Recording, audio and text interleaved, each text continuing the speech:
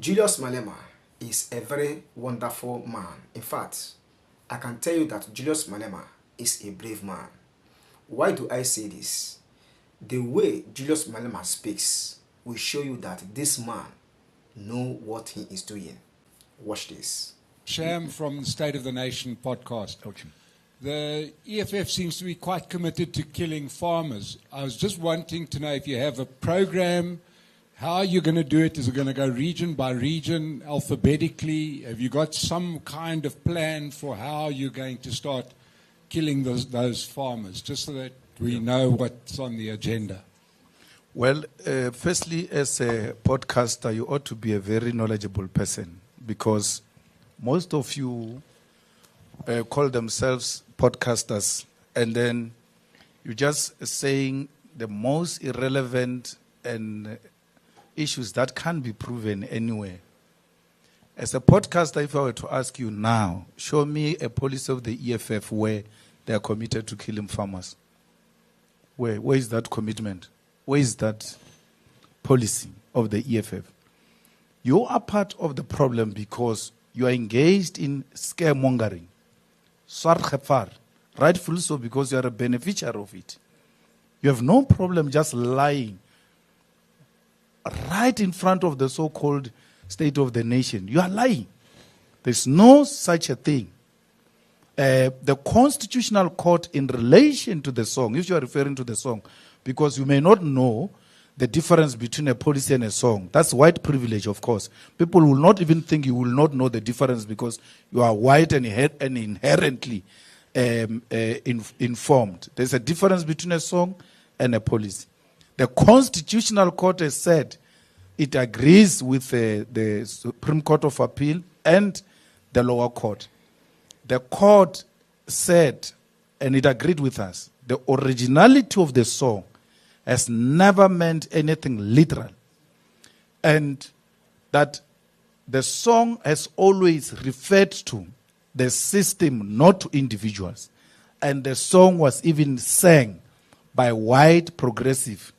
Not people like you will not have sang about it because we wanted to benefit from the system perpetually, which we're still fighting. So there is no farmer that's going to be killed by the EFF, because Mugabe did not kill any farmer. Thabo Mbeki did not kill any farmer. Nelson did not kill any farmer, yet they sang this song. We did not coin this song. Again, because of your privilege, you may not know the history of the song. If you knew the history of the song, you'll know we didn't coin the song. The song comes from the trenches of MK. It's an ANC song. It's a struggle song. We've inherited it, and we continue with the legacy of struggle in South Africa. Why didn't we ask ANC, when are you going to start killing farmers? Because you have been singing this song for too long. You know that your conscience is very clear. Your conscience knows that you are lying and you are engaged in scaremongering. And it's wrong. Don't only say conscience must apply to politicians. It must also apply to you, ordinary people, that you cannot go on a public platform and lie. You are not different from those who are going around saying there is white genocide in South Africa. There's no white genocide in South Africa. So please, as a podcaster, I've listened to you and I've seen how you engage your people. Come from an informed point of view. Don't come like you are politically informed, only to realize that, no, you are just using your privilege to create an impression that you are informed when you are not. You are not informed. Your podcast is not a State of the Nation. It's a state of swartgefar. It's a state of scaremongering. If you want to kill a farmer, start with me. I've got more cows than you. And more cows than many whites. So don't think when we talk farmer, we talk white person. So you want to kill a farmer, start with me. The EFF will have to start with me. I'm a farmer myself. And therefore, why would I want to kill myself? All right. Why would I want to commit suicide? So I'm saying this because Prof said to me, give us something that when we leave here we'll say to our people. But we heard him. I'm saying, yeah, the white farmers have a place here. They are not going anywhere. That's why Trump called them and they were like, where? Assisi. We are fine. Because they know they are fine here. Who wouldn't want to go to America if you are struggling and you are being called by a president of America to come? Those who left, they are on their way back. Because it has been proven that it's a lie. It's a complete lie. Also, the fact that they are white people who go around saying we want to chase away whites is not true. We want to kill farmers is not true. If I'm going to kill whites, I will have to start with the friends of my kids.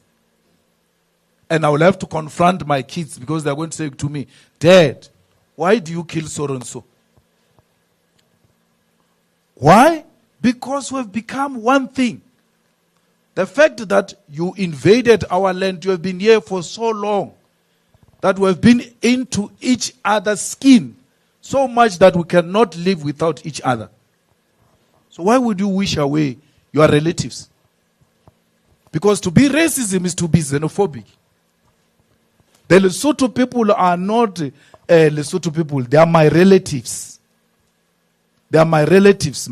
There's no one in the Pedi culture who will not trace themselves back to Lesotho. If you go to Botlokwa Mantata in Limpopo, those Botlokwa, their real name is Mantatis. It's not Mantata. Because Mantatis, when she left Lesotho, she went to settle in Botlokwa.